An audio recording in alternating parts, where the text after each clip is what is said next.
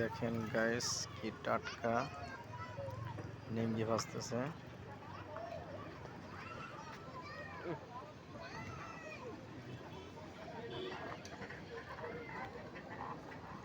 শীতের জন্য খুবই দারুণ নিমকিগুলা।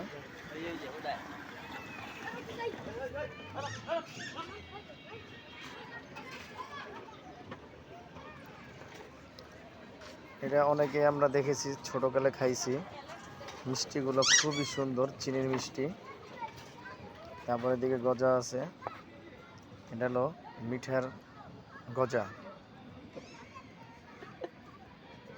দেখছেন গ্যাস, এটার নাম কমেন্টে জানাবেন এটার নামটা কি।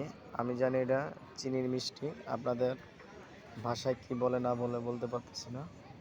খুব দারুণ পরিবেশে বানানো হচ্ছে সব কিছু। দেখেন, এটা ঐতিহাসিক ফতুল্লা ডিআইটি মাঠ। সবাই আসবেন, ভালো থাকবেন, সুস্থ থাকবেন, দোয়া রইল। শেষ করলাম। আসসালামু আলাইকুম।